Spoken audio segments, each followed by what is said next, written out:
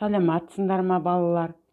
Бүгін біз сауат ашу сабағында сөйлем тақырыбымен танысатын боламыз.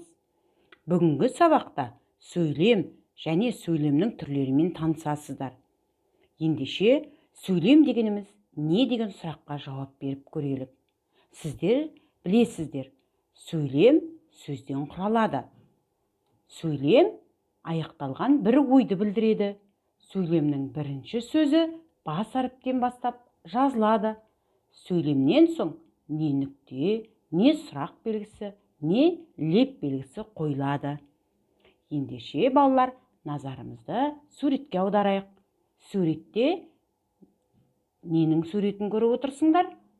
Бауырсақтың, шұбаттың, қазының. Тамаша. Ендеше бұларды бір сөзбен қалай атайды? Ұлттық тағамдар. Енді балалар, осы сөздерді қатыстыра отырып, сөйлем құрап көрелікші. Мына сызбаны пайдалана отырып, сөйлем құраймыз. Анам бауырсақ пісірді. Бұл қандай сөйлем? Бұл хабарлы сөйлем. Яғни, анасының бауырсақ пісіргенін хабарлап тұр. Келесі, шұбат неден дайындалады? Жауап алу мақсатында айтылған сөйлемді сұраулы сөйлем дейді. Сұраулы сөйлемнің соңына сұрақ белгісі қойылады. Мына қазының дәмдісін-ай. Бұл лепті сөйлем. Яғни, адамның көтеріңкі көңіл күйін білдіретін сөйлемді лепті сөйлем дейді екен. Лепті сөйлемнен кейін леп белгісі қойылады. Тамаша, жарайсыңдар балалар. Ендеше аудио жазба арқылы бауырсақ ертегісін тыңдап көрелік.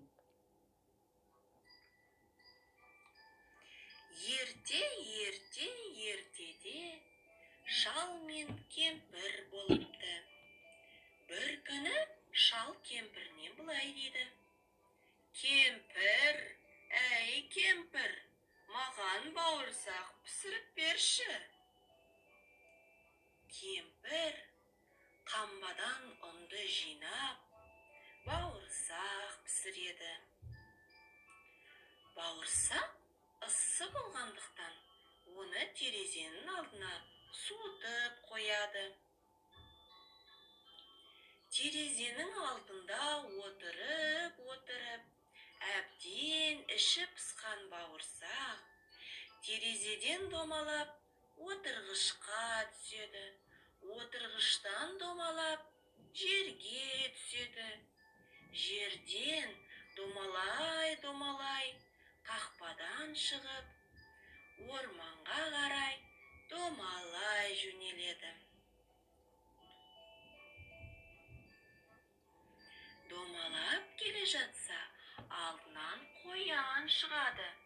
Қоян оған: Бауырсақ, бауырсақ, мен сені жеймін, дейді. Бауырсақ: Жемеші мені қоян, мен саған өлең айтып беремін. Мен бауырсақ, бауырсақ, мен атамнан қаштым, мен әжемнен қаштым. Енді қоян, сенен де қашып кетем деп, қояннан домалап, қояннан қашып кетеді. Домалап келе жатса, алдына қасқыр кезігеді. Қасқыр оған: Бауырсақ, бауырсақ, мен сені жеймін, дейді.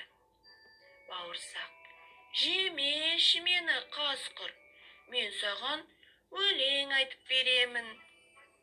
Мен бауырсақ, бауырсақ, мен атамнан қаштым, мен әжемнен қаштым, мен қояннан қаштым. Енді қасқыр, сенен де қашып кетем, дейді де бауырсақ домалап қасқырдан қашып кетеді. Сөйтіп оған аю кездеседі. Аю: Бауырсақ, бауырсақ, Мен сені жеймін дейді. Бауырсақ: жемеші мені, аю, мен саған өлең айтып беремін. Мен бауырсақ, бауырсақ, мен атамнан қаштым, мен әжемнен қаштым, мен қояннан қаштым, мен қасқырдан қаштым. Енді аю сенен де қашып кетемін дейді де бауырсақ қашып кетеді. Домалап келе жатса, алдынан қу түлкі шығады. Түлкі оған: бауырсақ, бауырсақ, мен сені жеймін дейді. Бауырсақ: жемеші мені, түлкі, мен саған өлең айтып беремін. Мен бауырсақ, бауырсақ, мен атамнан қаштым, мен әжемнен қаштым, мен қояннан қаштым деп өлең айтып жатқанда, түлкі оған: бауырсақ, мен қартайдым, құлағым нашар естиді, сен менің мұрныма отырып айтшы. Бауырсақ мұрнына отырып: мен атамнан қаштым, мен әжемнен қаштым, мен қояннан қаштым, мен қасқырдан қаштым, мен аюдан қаштым. Енді түлкі сенен де қашып кетем деп атқанда, түлкі оны ап деп жеп қояды.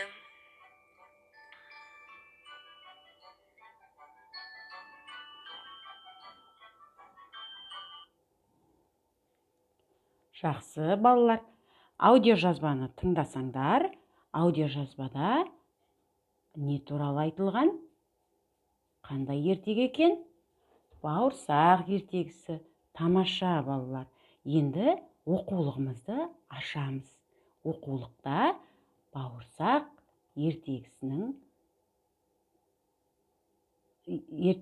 мәтіні тұр. Міне осыған қараймыз. Қарамен жазылған сөйлемге назарымызды аударамыз.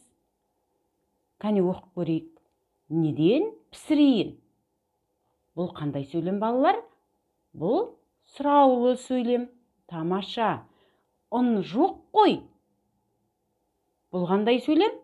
Бұл хабарлы сөйлем. Әй, кемпір-ай! Бұл қандай сөйлем балалар? Бұл лепті сөйлем. Тамаша, жарайсыңдар балалар. Балалар, бүгін біз сонымен қандай тақырыппен таныстық?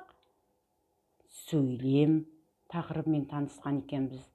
Айтылу мақсатына қарай сөйлем үшке бөлінеді.